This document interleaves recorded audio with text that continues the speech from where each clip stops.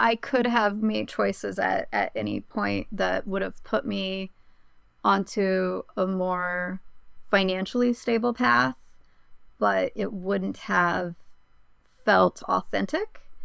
And I think that for me, I feel like when you try to be inauthentic and to make yourself be something someone else wants you to be, or to fit into a mold you don't necessarily fit in, then it really has a toll on your mental health and your physical health, because it's all connected.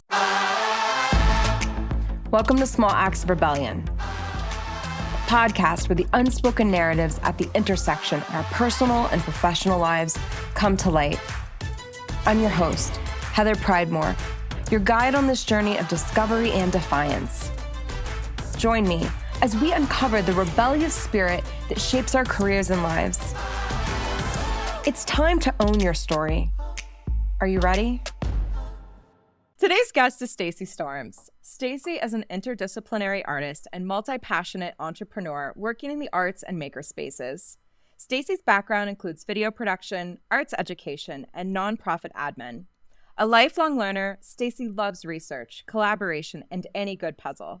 Her newest ventures are building her small business as an artisan of handmade goods and launching an arts nonprofit, supporting diverse, interdisciplinary artists through career development and creative opportunities. She also happens to be one of my best friends and one of the people I have known the longest. Welcome to the show, Stacey. Hey, thanks for having me. Stacey and I met in college, and that's how long we've known each other, since undergrad. But I cannot remember the moment that I met Stacey because she's always been there. We've traveled together, we went to college together, we've even lived together, and our lives have been very much connected ever since we met. And so, I don't know, Stacey, do you remember the moment that we met? I don't. I feel like I'm like, oh, well, we weren't in history of photo together, but we used to talk about that class all the time. So we took it different terms. I know we were at gallery openings and things like that, but if I had to pick, I would guess we probably met at one of the gallery openings on campus, but I couldn't really say it. I know we connected really instantly. I know, it's like you've always just been a part of my life, and it's interesting to not be able to remember how or when we met, but just to like always have you as like this constant. Mm-hmm. I'm really excited to have Stacey on the show. She is representational of this concept of having a portfolio career in a way that's really traditional, right? We often think of portfolio careers when we think of people who are working in like the artist or the maker spaces. And so we're definitely going to spend some time talking about that. But I also really like Stacey's story because she is someone who's continued to make bold choices throughout her life. And so if it's okay with you, Stacey, I thought we'd just jump right in. Absolutely. Awesome. So throughout your life, you have navigated your life very boldly. And, whether that was from deciding to raise a child on your own to marrying someone who ultimately holds a really special place in your heart, but you'd only been reunited for a really short period of time when you made the decision to get married, which feels pretty non-traditional. So could you walk through how some of these pivotal moments unfolded for you and ultimately what guided you through making such impactful and deeply personal choices? I think that at the time that I had my daughter, I wasn't in any kind of serious or long-term relationship, but I was, I turned 35 a couple months after she was born.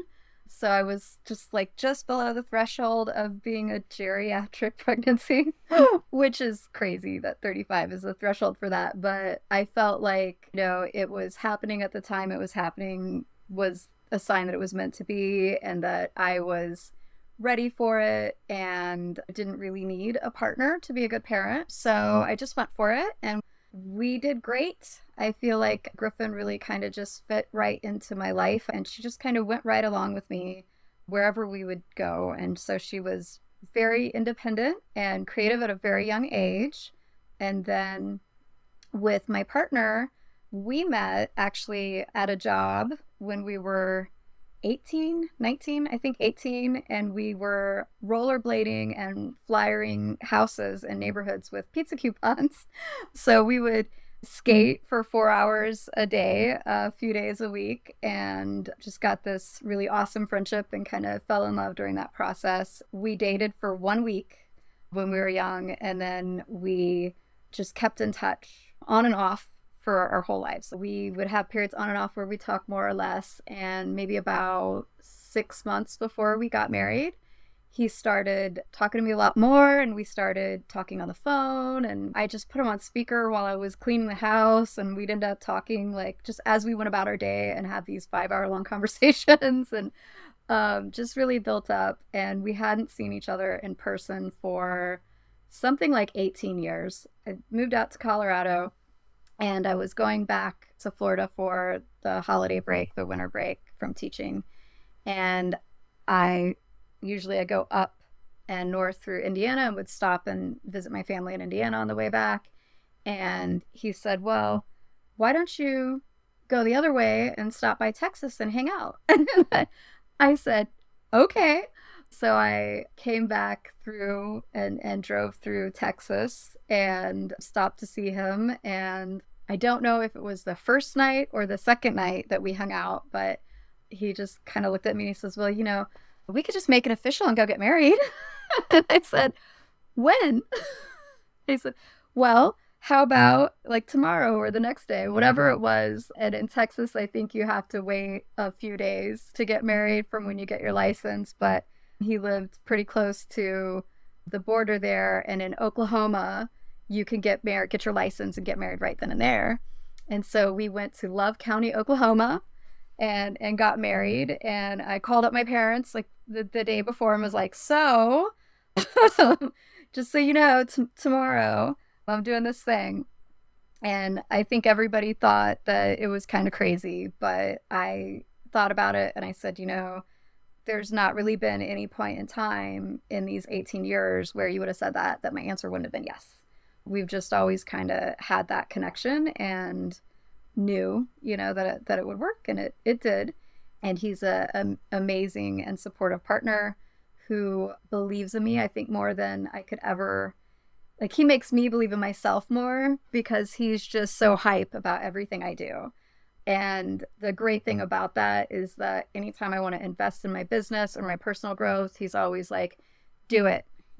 Don't worry about it. Do it. We'll make it work. Stacey, I want to talk about your career, but before we pivot to that topic, when you were sort of just talking about these two very distinct instances of making bold choices, right? Deciding to be a mom and then ultimately getting married, after just visiting for just a few days, catching up after a number of years.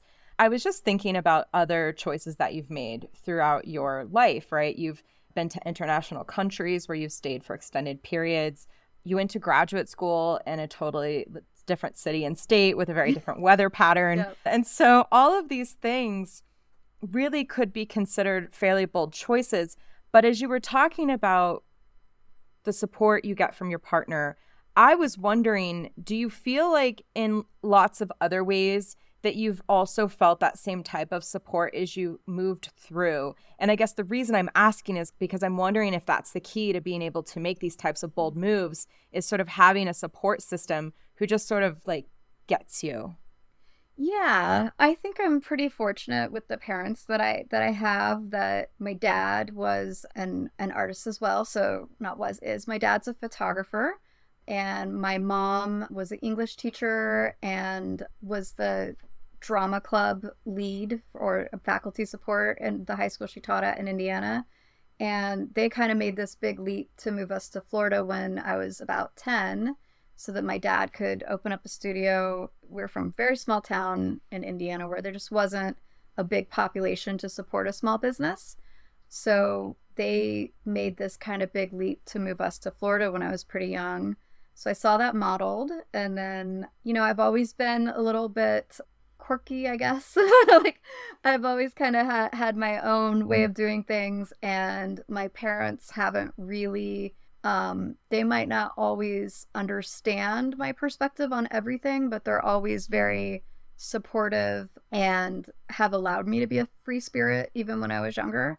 And I think encouraged that. And they are just incredibly supportive anytime if I've ever needed anything. So when I moved to Chicago, I had what I thought was just a job interview to be a graduate assistant. And I thought, well, I've got enough money to pay yeah, I had first, last security deposit paid. I think I had enough money to pay my first month's rent after that. It was like, well, I've got that long to get a job if they don't take me, which I don't know why in my mind I didn't connect. Well, they accepted me as a grad student and they're interviewing me to be a grad assistant. They know I'm moving cross country. Surely, it's pretty much a given. But I was like, oh gosh, I maybe have this job. If not, I got to figure out what I do once I get there. And my parents were like, well, we'll help drive you up there. And we packed a little pull along trailer and attached it to the back of their car because we decided I didn't want to deal with a car in Chicago. I just wanted to ride public transit. And they drove me from Florida to Chicago and stayed a few days and hung out. And we got there and I went to my job interview and they asked me one or two questions. And I think maybe the second or third question was, and would you like to start today or tomorrow? And I said, okay, well, my parents are here visiting, so I was going to take them out to lunch. They said, we'll see you tomorrow. I said, okay, great. And I've done a lot of those leaps, I guess. And I don't know, it's funny because I don't really think about it. And then you say, oh, you've made these bold choices. It's like, oh, yeah, no, I guess those were kind of bold. Chicago was amazing. A lot of my lifelong collaborator artists and close friends I met there. I had an amazing mentor, Janine Mellinger, who passed away a couple of years after I graduated. So I felt like I was really supposed to be there to be able to have Janine as a close mentor. And then when I came back to Florida after grad school, I was working here and I felt like things were going okay, but I'd kind of plateaued and I felt like I was kind of waiting for these opportunities that were hinted at but never manifested. And I said, I think I was talking to you and Nate were talking about how great it is out in Colorado. And I said, oh, but real estate's so expensive. And Nate looked over and said, well, it's a good thing you've got some friends you could stay with for a while you got on your feet, huh? I found a position out there that I thought might lead to more, that I might be able to run with. And that just kind of, let's go. I think it was 3 months planning before we got there. And that ended up being a really great thing. If I hadn't moved to Colorado, I don't know if Gordon and I would have connected when we did, because it was very like, oh, well, you got to drive across the country anyway. You might as well swing through Texas.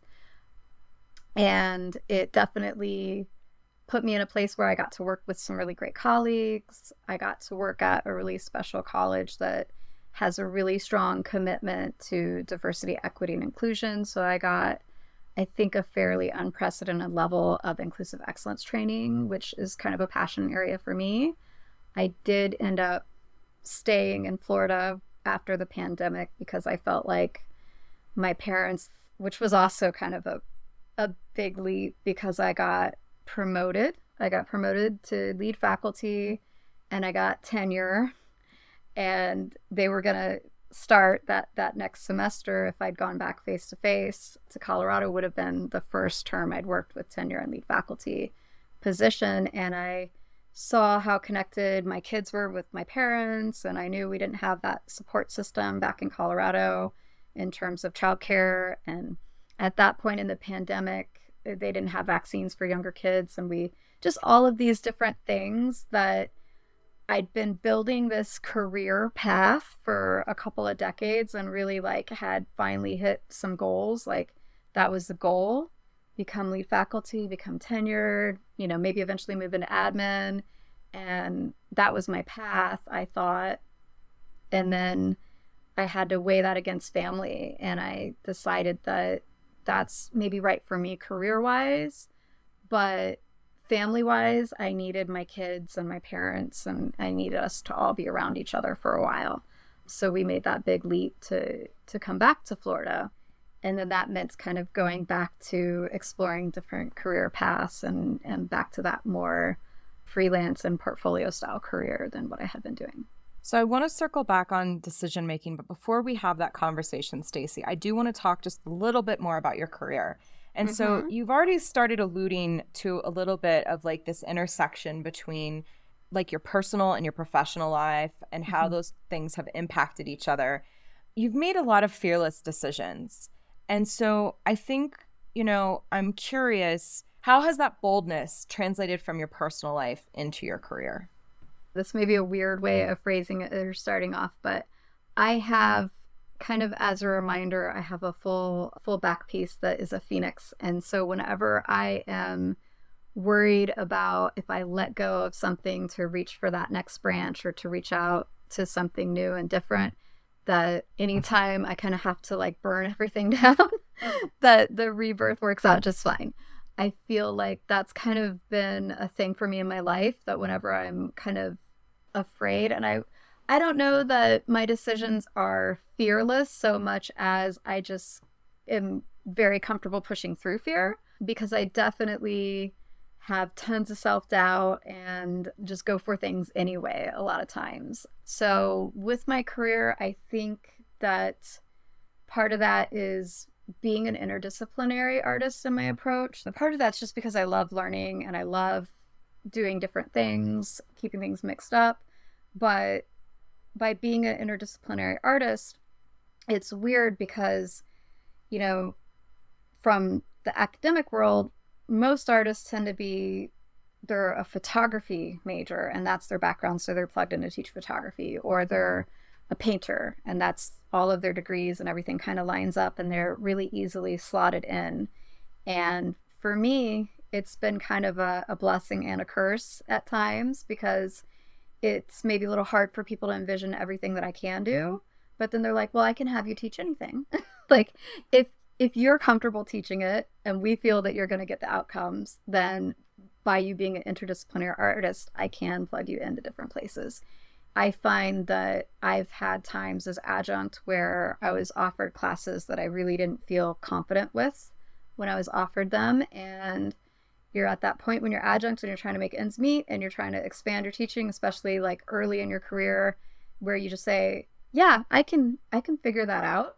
And I remember the one was taking a advertising for photographers class, and I was like, oof, I'm not a marketing or advertising expert, but I know some people who are. So I said sure, and I did a ton of research, and it ended up being one of the best classes I taught, in terms of, by the end of it, I felt extremely confident in what I'd done. And I had a student who told me the day one, when I said, well, tell us, why you're taking the class. And I said, well, I'm not going to have a studio like everybody else here. I want to be a skateboard photographer. The head of the department tells me that's too niche. I can't really make a career out of it. So, I just want to be in magazines. I'm taking this because I have to graduate. And I'm going to do all these assignments, but, I'm just going to go through the motions, basically. And I said, no. let's look at that and let's adapt the assignments for you. And by the end of that semester, she had a position locally with a skate company in Clearwater.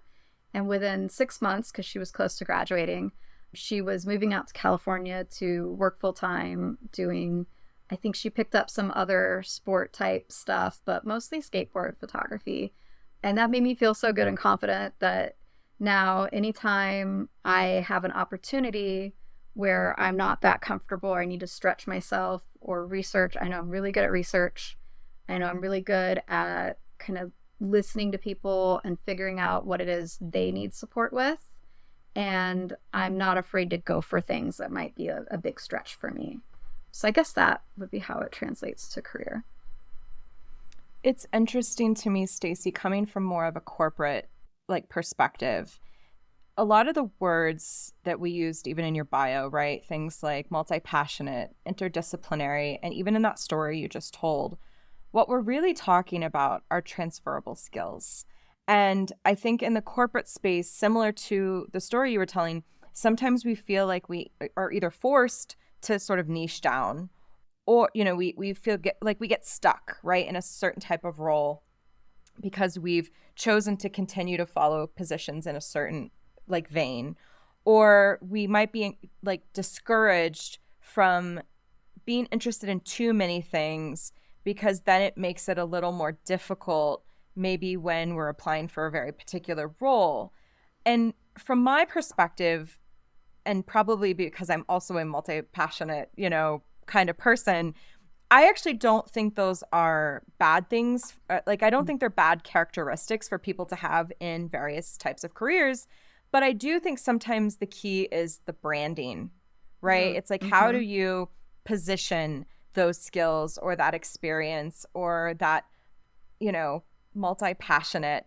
And so I just wanted to kind of point out that I thought that was like a, sort of an interesting parallel between the corporate world and the arts. But I am curious, Stacey, do you feel like that sort of first scenario where people are like a painter or photographer or someone who does sculpture, do you feel like that is still the focus of an academic art approach, or do you feel like there's more people kind of coming with this like interdisciplinary approach? It seems like it's a lot easier for colleges to figure out who you are and that you're qualified for the position if your degree and background and work matches this one thing that they do. Like I'm applying to be a photography professor and I have a photography background and degree. I think it's more common. Like I'd say probably 75 to 80% of the people that get hired to teach a class in an art department tend to align degree-wise and have gone down that single path. Those interdisciplinary is a little bit harder for them to figure out where we fit. But I do think there's a lot of us out there at the same time. I think we're maybe just a little bit harder to find, or we're slipping into different roles to where we kind of blend in and aren't noticed as much. So I think when you're coming from that really interdisciplinary background, it's easy for your energy to be dispersed, and you really have to figure out how to tell the story to show people you can do what they want you to do. So I think you're right. It really does come down to branding. And as an artist, when you're going through school and you're talking about portfolio and how to present your work, especially as an interdisciplinary artist, you have all these different maybe output, different media that you work in, cross media. It's about finding a common thread. So even if the work is very different in terms of what media you're working in, you should have a singular voice and a common through line that connects things. So then it's just trying to figure out how to be confident and project that confidence. Because I think I'm really good at connecting the dots, but I am still learning how to project confidence a little bit more. When you were talking, Stacey, about that thread line, it made me think, there's probably people listening who aren't in the arts, right? They're not artists. They didn't go to art school, but they might consider themselves multi-passionate. Maybe they just really have a high level of creativity that they bring to lots of different types of work that they might do.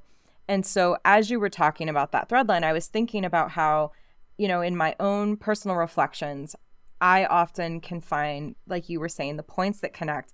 And I think for many of us, that happens naturally because often the things that are sort of motivating us, drawing us in, the things that we find interesting, all typically have some sort of undercurrent of a theme. Mm-hmm. And it might not always be easy to see what that connection is.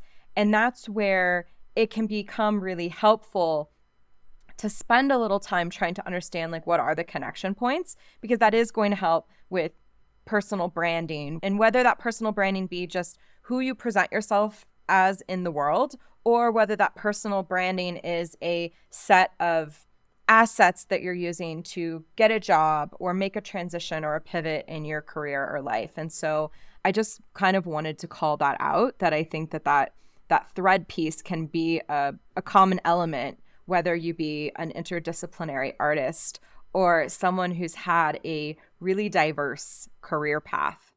And I actually think that's a great segue, Stacey, because I would love for you to talk about these sort of categorical types of work that you've had, right? So you're an artist, you're a maker, you have been an educator or a professor in like the arts world, you have worked in museums, and you've started your nonprofit. And so, I think there's probably some similarities, but like, I think it would just be nice to hear a little bit about like what that career has looked like for you and how all those pieces have come together.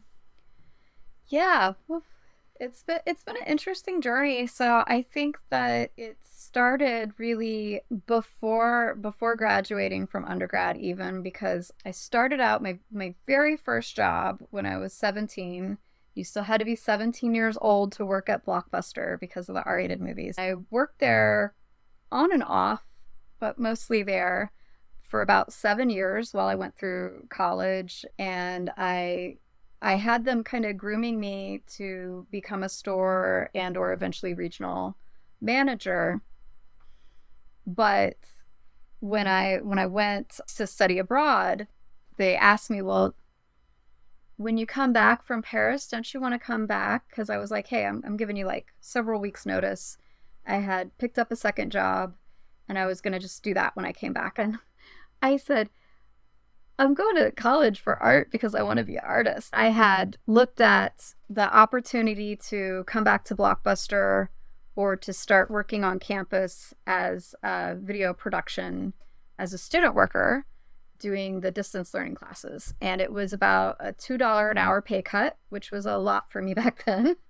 And I decided that being able to be on campus, working in a field that was related to what I was wanting to do professionally, and, you know, visual format, and being able to just walk across campus to get to work and then go back to class, and being able to free up my Friday nights and go to openings and really network as an artist, that it was worth that pay cut. I think that was kind of my first time that I really like took a financial or otherwise hit in order to take a position that felt more in line with the trajectory I really wanted to be on, like what I was actually passionate about.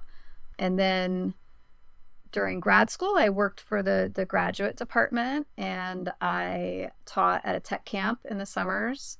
After I graduated, I was trying to find work, really do nationwide job search to be a professor. But I was in a serious relationship at the time. He was having a really good career going in Chicago, really doing the kind of work he wanted to do. And he was very close with his mom, who lived in this area in Clearwater. And he said, I'm not moving anywhere unless it's like back home to Clearwater or it's Chicago. At the time, I was like, all right, let me just see what's up in the Tampa Bay area. I really did love the feel of the USF art department.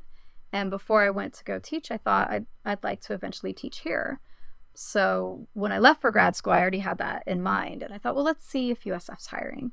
And I looked, and the department that I had actually been a student worker for was hiring at the time for a full-time video production person. I got hired and came back down to Florida, and I worked that video production and post-production for a couple of years. It was really fun. It was a lot of desk work, but it was also a lot of 5 a.m., 6 a.m. calls and going out on location. And so it was the video production and the editing. And then they got taken over by, the department got put under a different head. So they put 2 or 3 departments together. And when we met the new head, he made it clear that he didn't value video. And I was the last hire in on our small video team. And so there was a no-brainer of who they had to lay off. That was the only time I think I've ever been let go from a position that I hadn't told anybody that I worked with. But my ex-husband had just moved out about 2 months before I got laid off. And so we were going through this divorce, and I remember just breaking down in my boss's office and saying, I'm sorry, my ex just moved out. I don't know how I'm going to pay my rent next month, you know? And so that was really scary. But the good thing was I had already applied for a couple adjunct positions and was going to try to work that in and do both. And I hadn't gotten one yet. And when I got laid off, I was suddenly available at times a day I wasn't normally available. And this other local artist, Alice Bess, he put up a thing on Facebook about, hey guys, I'm doing this video project and I need actors. So whoever's free on this day, you want to come down and be in a video for me? And it was at like 2 or 3 o'clock on like a Tuesday afternoon when I would have never been available if I'd been in that position still. So I went down, and there's just all these awesome creatives and artists that were there doing cameos in his video. And we're all like, anybody that didn't know each other, we were meeting and networking, and everybody's asking, well, what do you do? And I'm like, well, I do video production. You know, I'm a cinematographer and video editor, but I actually am looking for work right now. And I just got laid off. I'm looking for work. Somebody said, well, hey, you need to meet my friend Greg, because I think they're looking for somebody to teach video at Art Institute of Tampa. I reached out to this guy he just gave me kind of a little interview to see if he was going to recommend me to the chair and the co-chair of the college. And that got me my first adjunct position. And then Greg was such a strong advocate and believer in me that he got me my first 3 interviews as an adjunct professor. And my first 3 colleges that I taught at, I was able to get a ton of classes under my belt within a short period of time. And when I went to get a full-time position, they actually ended up putting my pay rate at higher than the advertised window because they based it on how many classes you had taught. So they counted like as if I had more years of experience, because when you're teaching full year like that, instead of taking summers off, and you're teaching quarter systems and you're teaching at 5 different institutions I was teaching at before I went full-time, as well as doing other freelance work. But it put me at, like, I had so many classes under my belt that it put me in at the top of the pay range, and it let me really start off my full-time career in a really strong position and made me a much stronger candidate. So there's this undercurrent that I kind of hear you saying, Stacey, and as you've been telling your story at various points, you've kind of juxtaposed the sort of pragmatic decision making, right? Like pay, as an example, against these choices that you've been making that really align with your values. And as I've listened to you talk through like all the, the flow of all of these events, it felt like from my side, just listening, that you were making decisions based more in line with values. And when you made those choices, good things just kind of happened, right? So the strategy was really just like go with your gut in a way, but it ended up, in hindsight, looks much more strategic, right? Like making trade-offs, like, do I want to make more money or do I want to do the work that like feeds my soul? But in hearing you tell it, it's a little bit more like you kept making the decisions that were coming from your values, from your intuition, from your gut, and then good things just kind of fell into place. I guess I'm interested in hearing you talk a little bit more about that, like intersection in terms of like fulfillment, challenges, and ultimately the impact that you hope to eventually create in the world with your nonprofit. I think that's definitely a big part of my decision making, is whenever I am trying to figure out a big choice, I definitely try to spend some time just kind of being quiet and trying to be open to messages, right? So I kind of try to just like, okay, universe, like what am I supposed to do here? I think that just kind of trying to be a little bit quiet and maybe be a little bit with nature and a little bit reflective and kind of tune in to what am I feeling? Why am I feeling that way? What's pulling me? What feels right? Do I feel more relaxed and calm when I think and envision myself in this position? Or do I feel a little bit tense in the neck or this, like, where am I feeling? Is this good jitters? Is this like, no, don't touch? And so I think I definitely tune into that. I know another one of your guests talked about that kind of body attunement to kind of like listen to your gut. And I think that's definitely a huge part of it for me. I could have made choices at any point that would have put me onto a more financially stable path, but it wouldn't have felt authentic. And I think that's, for me, what I'm always, if I have a chance, a student asks for advice or anybody in life wants to know, like, what's kind of like your motto, I always say, whatever it is that you need to do to be your most authentic self. And whatever that is, if you just try to go from that place of being as authentic as you can be, that's going to be good. That's going to put you in a good place. It's going to connect you with the people that get you.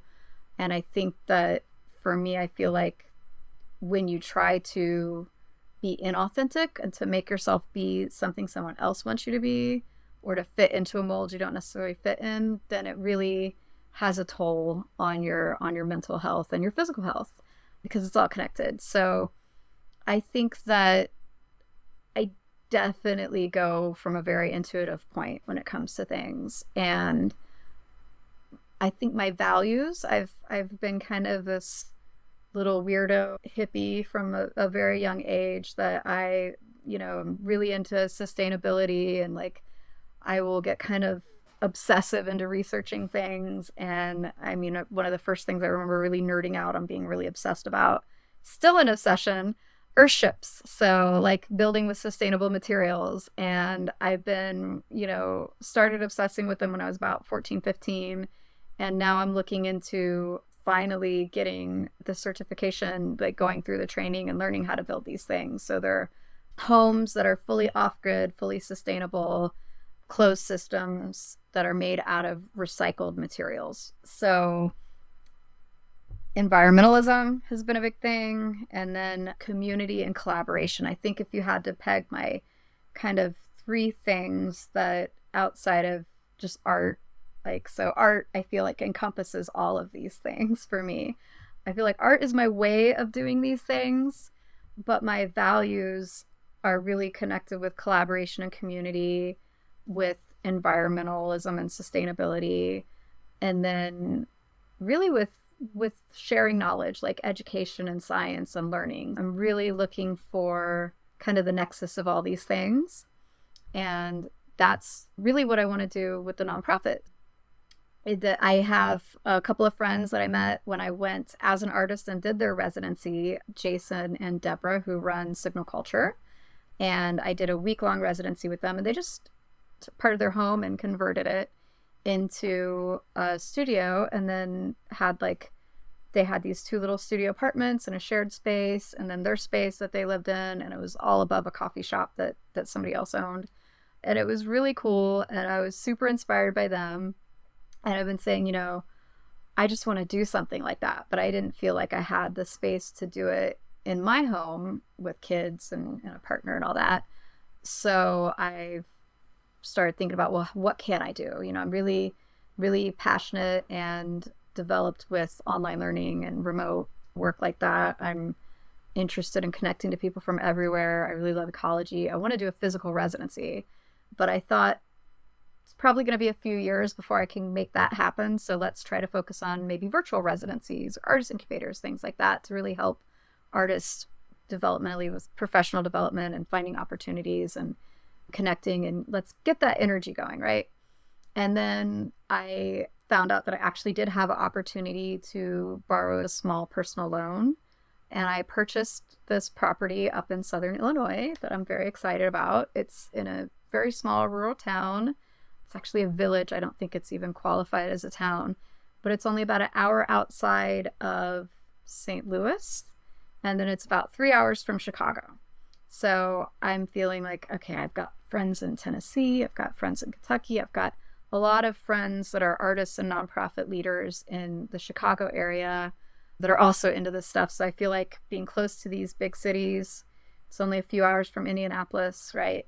There's a lot of people that are in more metropolitan and urban areas that are looking to go get out into the country for a couple weeks and just make some art.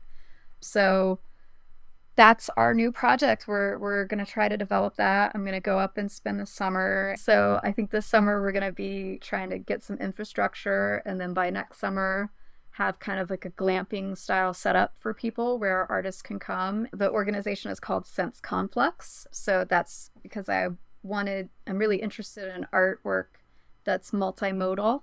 And I think that this idea of collaboration and community and ecology and art coming together is also engaging lots of different senses, and kind of like when the conflux of two rivers coming together, when things come together from different places, it creates a really rich, fertile ground to grow on. So that's kind of the inspiration for the name.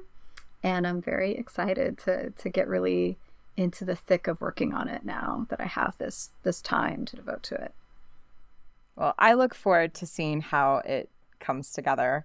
Stacey, we are getting near the end of our show, and I like to end each episode by asking, if someone was like, this was too long, I didn't listen, what is like the one thing you'd want them to take away from this conversation? I think I'm going to say my kind of motto again, that I think whatever you need to do to feel like you're being your most authentic self and like you're engaging in the world in your most authentic way, do that. Don't be afraid, or it's okay if you're afraid, but push through being afraid and take big leaps if you get these opportunities that you feel called to. And remember that if something's not for you, then that's okay. There's something else that is. And you'll get there. So just kind of be quiet and still with the universe and kind of tune in and you'll see your right path. Oh, that's beautiful, Stacey. Thank you so much for being on the show. I look forward to seeing what comes up with your new project. And who knows, maybe we'll have another episode in the future where you can come and share more about what's going on. Awesome. Thank you so much. There are two main areas that stood out in my conversation with Stacey. And for me, the first one was all about authenticity. She talked a lot about making choices that felt authentic and how sometimes those choices were trade-offs between sort of being true to herself versus maybe taking a path that was more financially stable. And so I really wanted to point this out because intentional authenticity is something that I do talk about pretty frequently. I think it's this idea that there are plenty of spaces where either there are prescribed rules, policies, procedures that we have to follow. And sometimes being intentionally authentic is figuring out how we would show up in that environment, being true to ourselves. And so, yes, it sometimes requires a small act of rebellion, ways of demonstrating that we're going to fit in while also standing out. And so that really stood out to me in our conversation. The other thing that really stood out to me was this concept of being interdisciplinary or multi-passionate. I've been hearing multi-passionate a lot lately. It's a word I really do resonate with. And so as I was thinking about my conversation with Stacey, in the art world, we have this word interdisciplinary. But so frequently I talk to people who are navigating careers and they're like, does this make sense? Does it seem like I'm all over the place? And it could just be that you're interdisciplinary. And so it's about finding that common thread amongst all of that work history and all of that experience. And I always really loved that because when you find people who have done a lot of different things, they often become kind of Swiss Army knives of the workplace. They can do lots of different things and they're able to bring a lot of different ways of thinking about solving problems because of all these experiences. Imagine if you only worked in one place or you only did one job, how much more difficult it would be to bring about new ideas to the work that you're doing. And so for those who sometimes feel, discouraged by the fact that they've had more dynamic careers, I think it's wonderful. And I think it's just about how do you put a spin on that interdisciplinary, multi-passionate, dynamic work experience. If you enjoyed this episode and are seeking to redefine success on your own terms, subscribe to Small Acts of Rebellion and join a community that celebrates authenticity and personal growth.